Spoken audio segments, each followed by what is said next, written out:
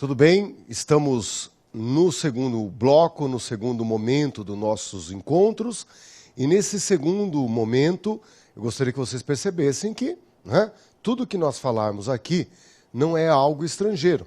Você é usuário da língua portuguesa, você já esteve em ambiente escolar. Então a língua portuguesa fez parte da sua vida em vários momentos. Cada vez que você estuda um idioma, a essência de cada idioma se dá em 3 pontos importantes. Primeiro, nós temos a parte ortográfica. Se a língua passa a ser escrita, ela passa por uma padronização, passa por uma uniformidade e aí ela tem a sua ortografia. Não importa como a pessoa pronuncie tal palavra, porque ela se grafará desta maneira. Então aí surge, um uso para aquela palavra, independentemente da pronúncia que ela encontre nas suas várias possibilidades diante de uma realidade, da região, da classe econômica, da idade da pessoa, tá bem? Então nós começamos a ter uma ortografia. A ortografia geralmente chamada até de oficial, tá bem? A ortografia. Então todo idioma escrito tende a se convencionar produzindo uma ortografia oficial, ok? Então em cada país que é sede acaba tendo ali algum órgão público que discrimina o uso correto do errado, mostrando que a palavra deve ser escrita com C cedilha e não 2 S's, tá bem? No Brasil, então, quem produz esses materiais ortográficos é a Academia Brasileira de Letras. Em outros países você vai ter também alguns órgãos de fundo cultural ou de fundo até político ligados à ortografia. Então, um dos primeiros pontos é a parte ortográfica, a ortografia daquele idioma, tá bem? Que nós vamos ver em capítulo posterior, nós vamos passar por isso. Refletindo, por exemplo, as letras, algumas letras problemáticas, a acentuação gráfica, o uso do hífen, que são os grandes problemas da língua portuguesa, tá bem? Nós vamos discutir isso aí em um capítulo posterior. Mas qualquer gramática que você abra, ela tem 2 grandes capítulos. É o capítulo da morfologia e o capítulo da sintaxe. Morfologia e sintaxe. Vamos colocar na lousa, antes de analisarmos a parte morfológica, tá bem? Pense nisso então. A gramática, que seria importante que você tivesse uma gramática no seu acompanhamento de estudos, Uma gramática que pode ser, por exemplo, aquelas usadas no ensino médio. Se você tiver uma gramática que você usou no seu ensino médio, tá ótimo. Uma gramática de um cursinho pré-vestibular, tá ótimo, tá bem? É a sua primeira gramática. Do decorrer da sua aprendizagem podem vir outras, mas a primeira gramática é essa que você teve contato lá no ensino médio. Essa é bacana porque você já tem certa intimidade. Quando abrimos uma gramática, então temos a parte ortográfica, que envolve letra, acento e hífen. Então nós temos em alguns problemas, entre alguns problemas, ora letra, e tem algumas palavras que juntam tudo, letra, acento, hífen. Então nós vamos trabalhar isso em momento posterior. E os 2 grandes capítulos são morfologia e sintaxe. Tá bem? Morfologia e sintaxe. A morfologia é a parte que estuda as palavras ou as expressões que temos no nosso idioma. Só que a gramática não chama de expressão, chama de locução. Tá bem? Então, quando a gramática fala tal locução, quer dizer, que é um conjunto, que é mais de uma palavra, que é uma expressão.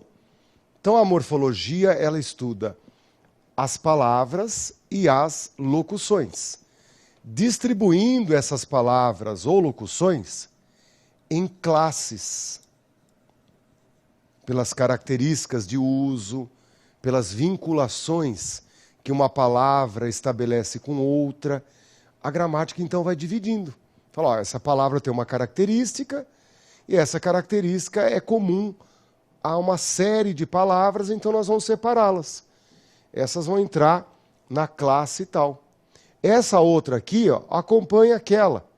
Mas aquela é importante, essa é secundária. Mas ela tem uma relação. Então, vamos colocar numa outra classe. Então, começamos a separar as palavras pelas suas características, pelos seus relacionamentos, né? Essa se vincula àquela, mas essa não se vincula àquela. Então, a gente percebe certos limites e essas características, né, vão gerando, então, uma separação. Essa é uma classe que faz tal coisa. Essa é uma classe que faz... Mas como nós estamos falando de idioma, nós que estudamos queremos simplificar. Mas na hora que usamos o idioma, nós não estamos nem aí. A gente usa, né? A gente opera o idioma com o máximo de potência que há. Emprestamos uma classe para outra, emprestamos uma palavra que colocamos lá, né? Há uma certa, né, amplitude que quando você estuda você não quer. Uma palavra que funciona em mais de uma classe. Ah, professor, isso aí vai dar trabalho. Mas quando usamos o idioma, isso é legal. Isso é eficiente. Uma palavra que tenha mais de uma utilidade. Não é? Bacana quando a gente percebe isso. Uma palavra que na prática é útil porque ela tem várias aplicações. Mas quando você estuda, começa a produzir uma cultura gramatical, você quer dar nome, quer classificar, quer separar. Esse ato de estudar o idioma, né, te leva a uma reflexão, a uma tentativa de domínio. E isso não é simples. Né? Então o uso ele vai se dando de uma maneira rica, né, viva, uma coisa emprestada para a outra. A hora que você vem para cá e quer cada um numa caixinha, nem sempre é assim. Uma palavra tem mais de uma caixinha, por exemplo. E há caixinhas que são terríveis, de difícil uso, como a caixinha do verbo. Né? Você vai lá, separa os verbos. Vixe, tem uma vida inteira para estudar dentro dessa caixa. Tá legal? Então pense que todas as palavras são, pelas suas características, discriminadas, separadas, né? Colocadas em classes de palavras, totalizando 10 classes de palavras. Tá bem? Isso é antigo, é feito desde lá da antiguidade, isso vem da cultura grega e se mantém até antes da cultura grega e se mantém até hoje.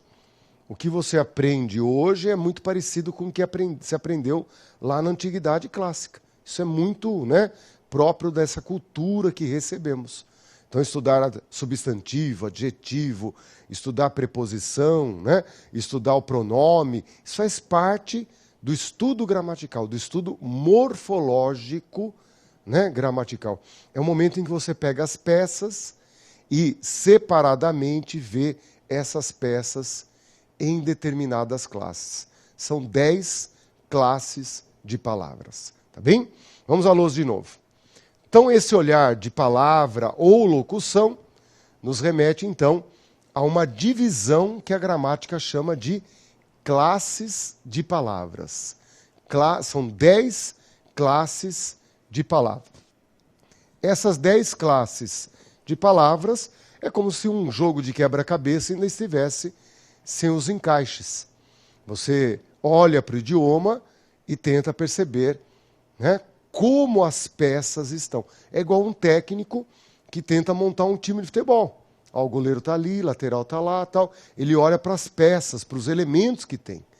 Um grande jogo de quebra-cabeças que está ali disponível a você na morfologia. Quando você vai para a sintaxe, você precisa, a partir da sintaxe, então, produzir vínculos. É aí que há uma grande vinculação. Vínculos que são criados porque produzem nexo. Não é um vínculo pelo vínculo, mas é que uma palavra se relaciona com outra, produzindo um nexo, produzindo um sentido. Então, há um movimento físico que constrói e há um movimento cognitivo que dá sentido àquele vínculo. E nessas vinculações nascem hierarquias. Tem quem manda, tem quem obedece. Tem quem governa e tem quem é governado.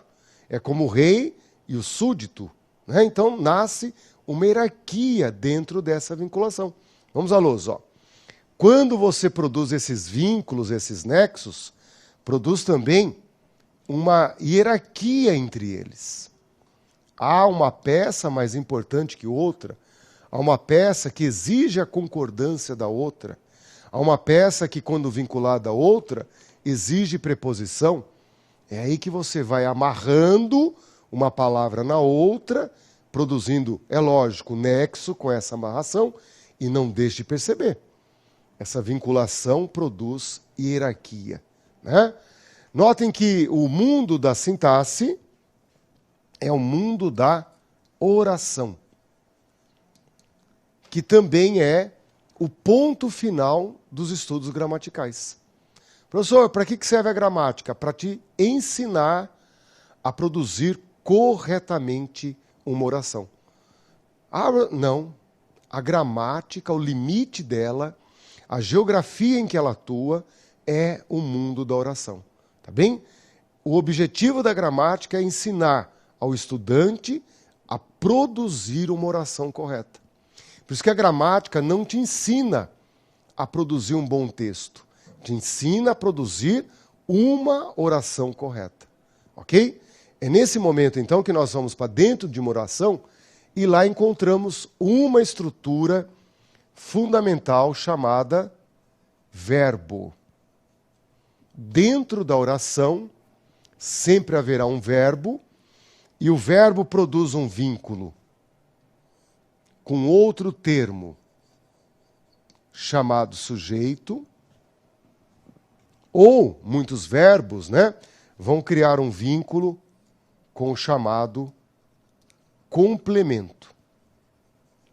E o verbo, o coração de tudo isso, o verbo, a peça, né, mais importante, criando esses vínculos pelos quais nós passaremos com muitos detalhes, porque é desses dois vínculos, verbo e sujeito, verbo e complemento, que formam, né, são os dois vínculos que formam a maioria das questões do concurso.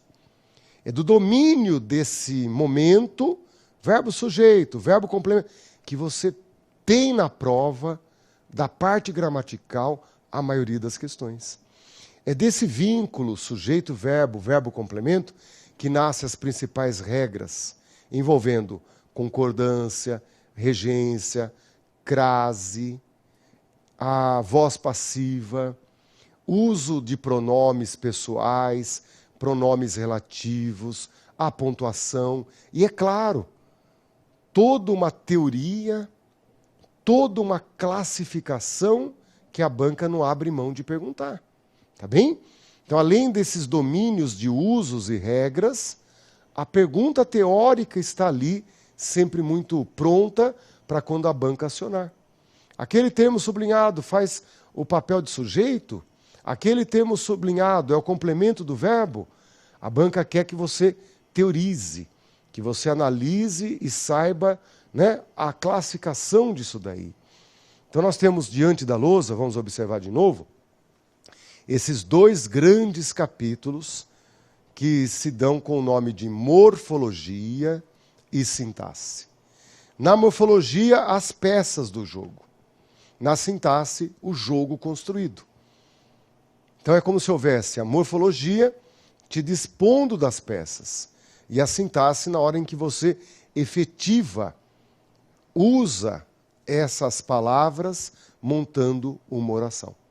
E é lógico, né, que dentro dessa oração vai nascer então o conjunto das questões, a maioria das questões. É aí que a maioria das nossas dificuldades também ocorre. Tá bem? Então, a ortografia é um mundo à parte, e esses dois mundos precisam se unificar na minha memória. Apesar de distintos, eles são intimamente relacionados, porque um constitui o outro. Então, entre o capítulo da morfologia e da sintaxe, há amplo diálogo. Ok? É daí que nasce, então, a palavra morfossintaxe. Ou seja, você precisa desse duplo olhar. Quando você trabalha, por exemplo, pronomes pessoais, você só entende os pronomes pessoais que formam uma das classes de palavras, mas para entender o uso, você precisa estar no âmbito da sintaxe. Saber quando é o eu ou quando é o mim, isso não se define na morfologia, se define na sintaxe. Então, apesar de ser uma das classes, pronome pessoal, para saber usar, você tem que estar na sintaxe. E aí somam-se, né, esses dois importantes capítulos, gerando o conceito de morfossintaxe. É esse o grande pulo do gato, gente. Quem começa a entender o estudo, não é a língua, o estudo do idioma, né, o estudo da língua, é a hora que se unificam na nossa memória os valores morfológicos e os valores sintáticos. Apesar de serem dois caminhos, eles estão ali avizinhados e você deve olhá-los, ora para um lado, ora para o outro, de acordo com a demanda que aquilo está, né, trazendo. Tá bom? A tudo isto, vamos à lousa? A tudo isso, temos um capítulo, né, que está, vamos dizer assim, fora do circuito. Um capítulo que é, vamos dizer assim, acima de todos, que é o capítulo da semântica. Semântica que trabalha o significado. E é lógico que essa parte não poderá faltar em nenhum momento. O significado é o que dá o controle de qualidade em tudo isso. Então, desde a ortografia até a divisão das classes e principalmente na sintaxe, a interpretação, o sentido de uma palavra é vital para o nosso conhecimento.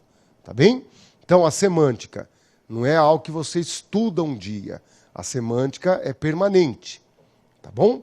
Agora, a ortografia, um capítulo isolado. Um capítulo que você estuda separado de todos. E a morfologia e a sintaxe criam pequenos capítulos, pequenos temas. Pequenos é modesto falar até, né? Porque você pega um tema como crase, não dá para dizer pequeno tema. Você pega um tema como a concordância, não dá para dizer pequeno tema. É um vasto tema. Mas agora você começa a dizer assim, professor, eu entendi. Eu vou estudar para concurso público. Eu não posso misturar, não posso juntar tudo. Esse misturar, esse juntar tudo com qualidade, vai se dando naturalmente durante a sua aprendizagem. O que você tem que fazer agora é parcelar a dívida. Ou seja, tematizar o estudo. Pegar, por exemplo, um tema como crase e estudar o tema crase. Pegar um tema como regência e estudar o tema regência. E ter a perspectiva de que você vai amadurecendo esse tema durante as suas aprendizagens colaterais. Eu estou estudando crase, eu também estou estudando regência. Estou estudando crase, estou estudando regência, também estou trazendo informações morfológicas, como preposição, né? A classe preposição, a classe dos artigos. Não é? Então, não dá para dizer assim, estou estudando crase. Quando eu estudo crase, eu trago com a crase um universo muito rico. Tá legal? Mas tematize os seus estudos. É como se você tivesse um caminho, né? Hoje eu vou estudar esse caminho. Hoje eu vou passar por esse caminho. São temas gramaticais. Tá bem? Vamos então a essa primeira abordagem. Venham comigo na lousa. É como se você então falar, professor, eu vou começar a estudar a morfologia. E depois eu vou para a sintaxe. Ok. Então, dentro da morfologia, é que você se depara com isso daí. A parte que estuda as 10 classes de palavras. O capítulo, você abre a morfologia, é um longo capítulo. É um longo capítulo que tenta discriminar todas as palavras do nosso idioma. Então é lógico que isso vai gerar uma densidade, uma riqueza, uma complexidade, porque são todas as palavras do português. Entendendo que há algumas que se dão a mais de uma classe, que se emprestam a mais de uma classe. Tá bem? O que é a morfologia? Então, a palavra logia, tá bem? A palavra logia nos remete à palavra estudo. Como biologia, por exemplo, né? O estudo da vida. Logia quer dizer estudo. E morfo quer dizer forma. Então, é a parte gramatical que estuda a forma da palavra. Nesse capítulo, você tem, por exemplo, a formação das palavras. Como as palavras se formam no português. Você tem o estudo das estruturas que uma palavra tem. Então você vai, como se fosse o corpo humano, observar a composição do corpo humano, né? Você olha para o corpo humano e analisa como ele se constitui. Tá bem? Então, esse capítulo tem muito a ver com a biologia. Tanto que na biologia também existe a morfologia. Então é o momento que a gramática fala, ó, isso é legal. Vamos pegar o nome morfologia lá dos estudos biológicos e trazer para cá. Se lá na morfologia se estuda, né, os seres vivos, qual é a forma dos seres vivos, tá bem? Eu vou pegar a palavra morfologia e trazer para cá. Ou seja, lá na biologia, morfologia estuda a forma dos seres. Aqui eu vou pegar a palavra morfologia para significar o estudo das palavras, a forma como as palavras se compõem. Tá bem? Então você tem aquela parte em que se estuda como uma palavra se forma. Você tem aquela parte de como uma palavra se estrutura. Seu radical, suas desinências, marcas de plural, marcas de masculino e feminino. Aí você começa então a olhar para uma palavra e perceber as suas propriedades, como que ela se constitui. Tá certo? Aquilo que você usava intuitivamente passa a ser uma reflexão. Passa a ser algo que você se dispõe a classificar, a entender e classificar. E é óbvio que isso vai trazer um esforço grande, vai ter muita teoria, então você tem que administrar, tá bem? Entra, estuda, sai, volta outro dia, revisa, tá bom? Sempre tendo o olhar para onde isso vai. Estudar por estudar não adianta. Eu tenho que estudar visando ao concurso público, visando a uma banca, visando a um edital. É essa percepção que é muito importante. Aí o estudo passa a ser mais seletivo, mais aprofundado, sob demanda, sob aquilo que o concurso exige. Tá legal? Vamos à lousa. É nessa hora, então, que você percebe que há uma preocupação em olhar para a palavra e perceber se ela é variável ou invariável. Se ela traz flexões ou não traz flexões. Se ela tem variações de gênero e número, né? Masculino, feminino, singular, plural. É aí que entram informações, né? Como variação de gênero, variação de número, variação de grau, grau diminutivo, grau aumentativo, tá bem? Por isso que às vezes a gente diz assim, nossa, eu concordo com a pessoa em gênero, número e grau, né? Às vezes essa expressão nasce daí. Você concorda em tudo, em gênero, número e grau, porque são as variações mais comuns que as palavras têm. Exceto no verbo, porque no verbo você vai ter uma variação muito mais rica, muito mais complexa. Por isso que boa parte da nossa vida escolar foi a morfologia. Você entrava numa classe e ficava lá estudando os gêneros de algumas palavras. Homem, qual que é o feminino? Mulher, galo, galinha. E daí você estudava coisas exóticas como o feminino de elefante. Não era assim? Daí entrávamos nos substantivos coletivos. O coletivo de elefante, de chave, né, de ilha. Era maravilhoso. Era aquela aprendizagem cultural. Aquela aprendizagem, né, até um pouco idealista, que extravasa, que aprende coisas exóticas. Uma gramática antiga que vai sendo, né, repassada de geração para geração, se distanciando muitas vezes do efetivo uso que a pessoa faz hoje. Aprendendo coisas que lá atrás talvez tivesse mais sentido e hoje não. Mas fica nesse remontar.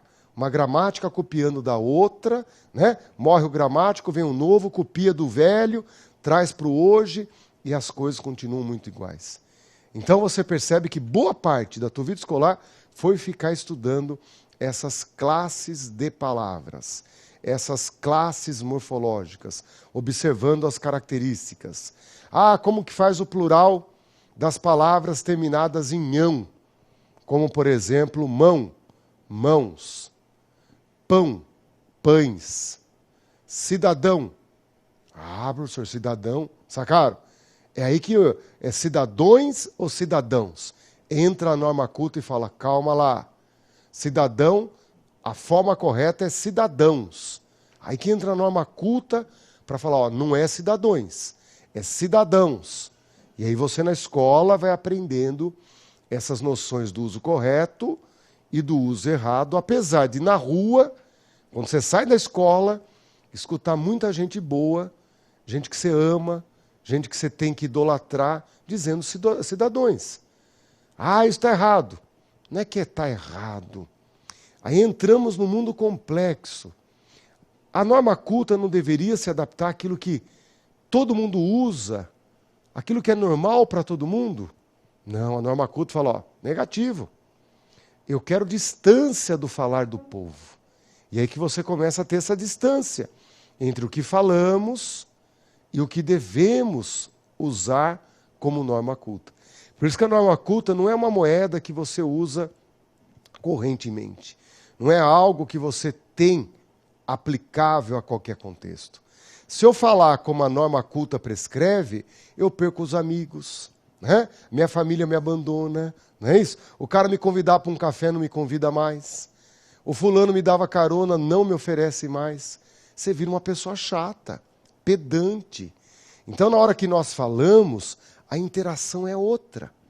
Mas se você vai para um texto, vale a pena ter a norma culta. Numa terra como a nossa, saber a norma culta é ter poder. Muito poder, aliás. Saber usar vírgula no português. Meu Deus! Crase, então você é um semideus. Uma pessoa poderosíssima. Olha que bacana. Então esse é o momento em que você, por causa do concurso público, estabelece uma meta de aprendizagem e essa meta começa, né, a ter essas visitas dentro de uma gramática. Cuidado, porque a morfologia é um verdadeiro pântano. Se você levar a morfologia a ferro e fogo, você não sai mais dela. Você se afunda nela. Então eu diria que a morfologia precisa ser um capítulo extremamente seletivo e sob consultas de acordo com a dificuldade que você teve. Então, por exemplo, cai muito tal coisa. Entra na morfologia e estuda isso. Conjugação verbal. Verbo irregular, está em toda a prova. Isso você tem que estudar. Então, há capítulos dentro da morfologia que são capítulos de visitas. Eu não sei o que é preposição. Vai lá e estuda. Eu não sei o que é conjunção. Vai lá e estuda. Agora, professor, eu vou estudar o plural das palavras terminadas em ão. Gente, isso é anticognitivo. Isso não cabe na nossa memória. Por isso que o esforço vai ser desproporcional. Extremamente desproporcional. Tá bem? Vamos olhar então as classes de palavras. Vamos olhar para essas classes de palavras.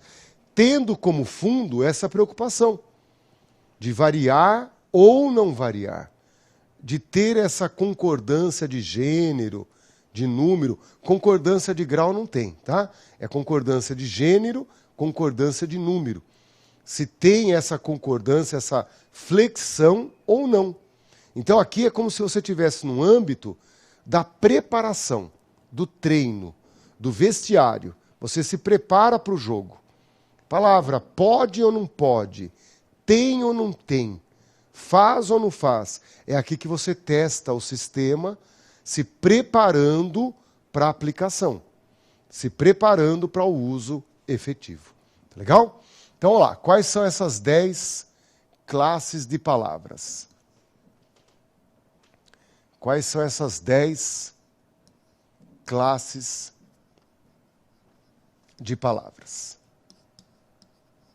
Portanto, as classes morfológicas, né? As classes morfológicas. 10 classes de palavras. A primeira classe que nós temos é a chamada substantivo. Fundamental, uma classe infinita, gigantesca e sempre aberta a novos indivíduos. Tá bem? Então, o substantivo é a classe que nomeia os seres, nomeia as coisas, nomeia nossos sentimentos. Então, né, você inventa uma coisa, tem 4 pés, tem um assento, serve para se apoiar, cadeira. Foi esse o nome que nós temos aí, cadeira. Ô, empresta uma cadeira para mim, tá bem? Vou sentar à mesa, leva a cadeira para... né? Agora, se não tiver a parte de trás, a parte de apoio das costas, daí já vira um banco, um banquinho. Né? Ó, traz esse banquinho para mim. Não é assim? Então, nós vamos nomeando as coisas. E quanto mais você estiver dentro daquela área, mais detalhes você vai ter sobre a nomeação das coisas. Quem trabalha com móveis vai ter toda uma nomeação diferente em relação ao que é cadeira, o que é banquinho e assim por diante, um monte de coisas que tem. Né? Instrumentos musicais. Eu olho para aqui e falo, mas qual o nome daquele negócio? Não é assim? Então, quem está no meio vai saber nomear os instrumentos de corda. Para mim é violino, violoncelo, violão. Mas tem gente que vai dizer, não, aquilo lá é tal coisa, aquilo lá é um instrumento medieval, aquilo lá é uma harpa. Tem gente que olha e vai ter o nome desses vários tipos de instrumentos musicais.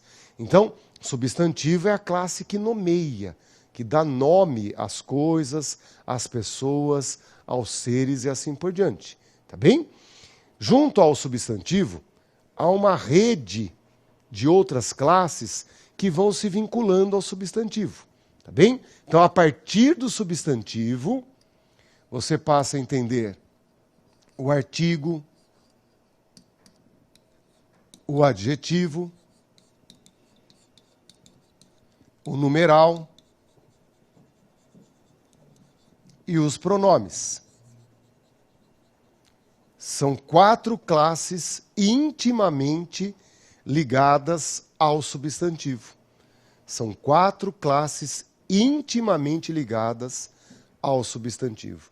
É isso que é importante você observar. Essas 4 classes, artigo, adjetivo, numeral, pronome, elas não podem ser entendidas por si sós. Elas só são compreensíveis a partir do momento que você traga para o mundo dessas outras classes a classe do substantivo. Pois são classes que se vinculam ao substantivo. E aqui, regra geral, tá bem? Ó, regra geral, essas são classes que têm a variação. São classes que se flexionam. São classes que estabelecem entre si concordância. O artigo concorda com o substantivo, o adjetivo, o numeral, o pronome vão concordar com o substantivo. Então elas são variáveis, se flexionam, mas sempre tendo em vista o substantivo, já que se vinculam ao substantivo, já que trabalham com o substantivo. O pronome até é uma classe para lá de especial, pois o pronome é uma classe que, além de estar junto ao substantivo, é uma classe que pode substituir o substantivo. Por isso que é uma classe fundamental entre essas que estão na lousa. Tá bem? Artigo, adjetivo, numeral, pronome são classes, então, que estão vinculadas ao substantivo e, por isso, devem ser compreendidas dentro de um bloco de aprendizagem. Cada uma tem sua característica, cada uma tem sua finalidade, mas o pronome, em particular, merece mais atenção nossa. É uma classe, né, que tem muitos integrantes, tem muitas divisões e subdivisões e tem um papel importante. Além de poder acompanhar o substantivo, há alguns pronomes que o substituem. E isso produz um jogo intenso dentro das questões de concurso. Então, aqueles pronomes que substituem substantivos têm um poder maior. Tem alguns pronomes pessoais, tem alguns pronomes relativos que acabam ocupando, né, dentro do espaço da prova de português, um espaço mais constante, um espaço mais nobre do que outros pronomes. Mas eu tenho que ter essa visão de que há 4 classes que acompanham o substantivo e, regra geral, para esse conjunto, há flexão. Flexão de número, singular, plural, flexão de gênero, masculino, feminino. Entre si, elas formam, então, um conjunto em que há concordância. Um artigo está concordando com o substantivo, não é? Vamos à lousa. Do outro lado aparece a mais importante das classes, que é, então, o verbo. Essa classe é tão importante que no nosso bloco seguinte falaremos dela. Esse momento é o momento que você fala assim, professor, o verbo dá para dispensar? Não, verbo é aquela classe que você vai ter que estudar com muito amor, muito carinho, se preocupando com a classe que mais varia, com a classe que mais se flexiona, que mais detalhes de variação possui. Então o verbo é variável e a classe que mais variação contém. Porque se flexiona em relação a tempo. As outras não têm a noção de tempo.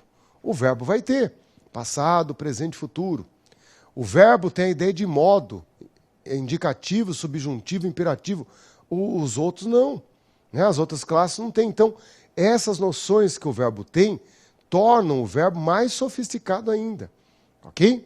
Então, o mundo da conjugação verbal, da morfologia do verbo, ou seja, o estudo da forma do verbo é imprescindível para o mundo do concurso público. Sai de uma banca, vai para outra, esse é um universo muito presente em quase todas as provas de português. Então, aí começa um custo-benefício muito legal. Se o aluno chega para mim e fala, professor, estou estudando os substantivos coletivos. Eu falo, meu Deus, esse não entendeu o que é concurso público. Porque você vai pegar 100 provas de bancas diversas, quantas trazem substantivo coletivo? Você pega uma banca muito popular, como a banca CESP. Quantas questões caíram com substantivo coletivo? Nenhuma. Você pega 10 anos de banca, não houve nunca uma questão. Não significa que você não possa estudar, mas o tempo de estudo é diferente. Você vai lá, faz uma leitura e sai. Você vai lá, faz uma visita e volta. Diferente da conjugação verbal, que é um capítulo permanente. Sabe aquela coisa que você vai, faz uma visita ou lá e sabe que vai voltar? Você não dá adeus, você dá até logo. Ou seja, o tempo de estudo é outro. E aí você começa a virar candidato. Não é um estudo por estudar, mas é um estudo olhando para a realidade do concurso público. E o professor de cada matéria tem que ajudar você a reconhecer isso. Porque o professor traz a bagagem de viver o concurso público muito mais que vocês. A gente vem aqui e fala, ó, o verbo é tão importante que no próximo bloco nós vamos lidar com ele. Legal? Vamos à 7ª classe. A 7ª classe é a classe dos advérbios. E como o nome já diz, advérbio é uma classe que tem grande intimidade com o verbo. É uma das classes que você deve entender que o nome já denuncia tudo. Advérbio. ao lado do verbo, né? Advérbio, ao lado do verbo. É uma classe que tem por essência indicar circunstâncias ao que o verbo está nos trazendo. Se você usar o verbo estudar, quais são essas circunstâncias do seu ato de estudar? Daí vem a circunstância de tempo, estudo durante o dia, estudo à tarde, circunstâncias de lugar, estudo na escola, estudo em casa, estudo em qualquer lugar. Então essas informações de quando você estuda, onde você estuda, são informações classificadas na gramática como adverbiais, né? São os advérbios, são as circunstâncias da ação. O verbo, essencialmente, traz a ideia de ação. Então, você vai ter nesses elementos a informação que traz, né, a circunstância, como que a ação se deu. O modo, ele estuda com afinco, ele estuda rapidamente, ele estuda com alegria. Então, esse modo como estuda é uma das circunstâncias, né? Estuda devido à prova, ele estuda por causa do concurso, a causa do estudo, né? Devido à prova, por causa da prova, é uma informação que indica a circunstância de causa. Então, os advérbios, geralmente, vão vir para trazer circunstâncias de como a ação ocorreu. Circunstâncias mais importantes como tempo, lugar, modo, causa, intensidade, estuda muito, estuda pouco, né? Estuda bastante, tá bem? Não estuda, advérbio de negação. Não é? Então os advérbios vão indicando para o verbo, para a ação do verbo, as circunstâncias em que essa ação se deu. Uma classe importante, cai muito na prova em relação ao que significa, a sua classificação. Tá bem? E quando estudamos vírgula, saber pontuar os advérbios é o ponto decisivo. A hora que você aprende a pontuar os advérbios, você aprende a grande parte da pontuação. Aquela essência da pontuação é nessa hora aí. Por isso que o advérbio fará parte de outros momentos da nossa aprendizagem. Vamos à lousa. Daí temos uma outra classe, a número 8, que é a classe da preposição. A preposição é uma classe que você deve observar como decisiva lá na sintaxe. Aqui na morfologia, se eu passo algumas preposições, elas não prestam para nada. É lá na sintaxe que a preposição será vital. Dentro da constituição de uma palavra se vincular a outra, de uma palavra mandar na outra, na maioria das vezes, esse comando tem um intermediário, tem uma peça de ligação que é a preposição. Então a essência da preposição vai ser ligar uma palavra a outra. E isso nós fazemos com tanta fluência no dia a dia que nem ligamos para a preposição. Muitas vezes eu pergunto para o aluno, você sabe o que é preposição? O aluno fala, nem imagino. E nós usamos com grande qualidade. O uso se dá de maneira fluente, mas a consciência, ela não se dá. O que é a preposição? A preposição a. Nossa, preposição a pessoa está voando. Não tem a menor ideia. Tá bem? Vamos à lousa para a nossa 9ª classe. Enquanto a preposição vai ligar uma palavra a outra, as conjunções terão um trabalho diferente. A essência das conjunções é a ligação entre orações. A preposição liga uma palavra a outra. A conjunção terá um papel de ligar uma oração a outra. Perceberam que, então, preposição e conjunção têm esse papel de conectar, de ligar. Só que a preposição vai ligar uma palavra a outra, enquanto as conjunções ligam uma oração a outra. Essa é a essência de preposição e de conjunção. 2 capítulos fundamentais onipresentes em concurso. Conjunção é uma parte que você não pode bobear. Sacaram que está dentro da morfologia, mas é uma das questões mais triviais na prova. Então, a gente já começa a dizer para vocês, ó, dentro das 10 classes, a classe dos pronomes, em particular, pronome pessoal, pronome relativo, você vai ter que ter amplo domínio. Só que não é a classe pronome pessoal, não é só a classe pronome relativo. É essa classe funcionando lá na sintaxe. É a classe dos pronomes pessoais. É a classe do pronome relativo funcionando dentro de uma oração. Então não adianta nada você ir lá na morfologia e ficar olhando para os pronomes. É olhar esses pronomes em uso que vai exigir de nós sofisticação, conhecimento gramatical. Tá bem?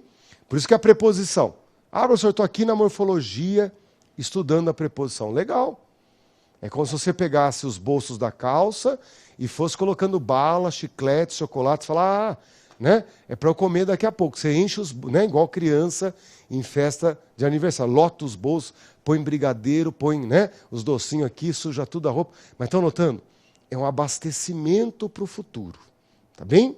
Você está na morfologia trazendo preposição, mas é lá na sintaxe que ela vai funcionar. É dentro do jogo da montagem que a preposição norteia a sua competência. Se você não tem lá na sintaxe preposição na cabeça, você fica desnorteado. Você não consegue analisar. Uma das principais ferramentas na sintaxe. Tá legal? Então vamos voltar à lousa. Preposição liga palavras, conjunção liga orações, e a 10ª e última classe, temos aí as interjeições. Classe que você deve relaxar plenamente. A interjeição está ligada muito mais ao nosso espírito, às nossas emoções. Quando você cumprimenta alguém, um oi, olá, olá, um salve, né?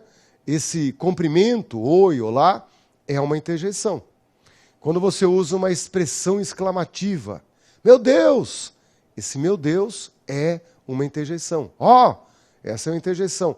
Você dá um grito de susto, uma barata voa, né? A pessoa dá aquele grito. Esse grito é uma interjeição. A gente pede até para algumas pessoas controlarem esse grito, né? Tá bem? É quando a barata voa que a pessoa às vezes perde o controle de tudo. Então é nessa hora que você emotivamente grita, né? Você perde a razão e a emoção explode, você está usando uma interjeição. Então ela vai ter baixa valia para concurso público, não há, vamos dizer assim, problemas dentro da interjeição. Mas essas classes que nós, né, colocamos aqui, essas classes, advérbio, preposição, conjunção e interjeição, elas são classes invariáveis. Então não tem o advérbio concordância. A preposição e a conjunção não variam. Interjeição não tem plural, não tem singular. É uma expressão. É um uso específico que não tem vínculo de concordância. Enquanto as outras 6 classes variam, estabelecem flexões, essas 4 últimas não variam, não tem nenhuma variação. Agora, o que você tem que perceber? O advérbio é uma classe perigosa, pois não varia. O advérbio não tem plural, não tem feminino, mas ela empresta palavras de outras classes. Então, muitas vezes você tem a palavra muito, que pode ser um pronome indefinido, mas também pode ter um muito como advérbio. E aí começa um jogo interessante de uma palavra no português que tem 2 utilidades. Só que como pronome indefinido, varia. Muitos homens, muitas mulheres. Como pronome indefinido, a palavra muito varia. Só que quando é utilizado como advérbio, aí não varia, né?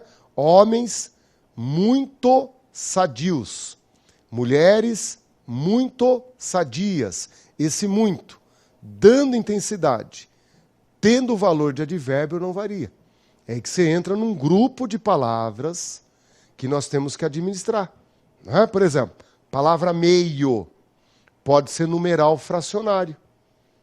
Meia-noite, meia garrafa, beba só meia garrafa de água. Aí o meio é um número e por isso concorda com o substantivo. Meia-noite.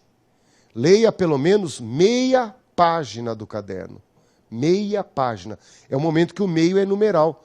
Trabalha com substantivo e por isso varia. Agora, quando você diz, né, ela está meio feliz, ela está meio atrapalhada, atarefada, esse meio é um advérbio de intensidade. E como advérbio não varia. Então nós passamos a ter a palavra meio em dois momentos no português. Como numeral varia e nós não temos dúvida. Mas como advérbio de intensidade não varia. E o brasileiro tem dificuldades. Escuto muita gente boa dizendo: estou meia cansada. Né? Como que você está? Estou meia. Eu já sei que vai vir besteira aí. Né? Eu estou meio atrapalhada aqui, me ajuda. Erradíssimo. Estou meio cansada, meio atrapalhada é a forma correta. Porque aí temos o meio dando intensidade a um adjetivo. E aí entra o papel, né, de advérbio. Então, dentro desse conjunto, puxe dentro dos seus estudos essas palavras que vão merecer destaque. Palavras como meio, como bastante, palavras que têm dupla jornada. Então, aqui, estão lá, eu tenho que saber como que se dá essa relação. É aí que nós começamos a promover um estudo, observar os vínculos, perceber as características de cada uma das classes. Tá bem? E nessa hora, você já está no jogo. Você já está aprendendo para concurso público. Quando você estuda uma palavra como meio, é já prevendo uma questão que estará na prova. Tá bem? Dentro desse conjunto, vamos à lousa? Dentro desse conjunto, pronomes recebem destaque, os verbos recebem destaque, os advérbios recebem muito destaque. Preposição lá na sintaxe, fundamental. Conjunção, precisamos estudar. Então tem um dia que nós vamos nos reunir para falar dela, da conjunção. Então percebam que a morfologia está aí. Um capítulo em aberto para você frequentar, visitar, de acordo com a demanda. Porém, uma das classes já recebe destaque, um destaque, né, muito grande, que é o verbo. No nosso próximo bloco, vamos falar da morfologia verbal. Vamos ver a riqueza e como isso começa a cair diante de nós nas questões de concurso. Na sequência, morfologia verbal. Até lá!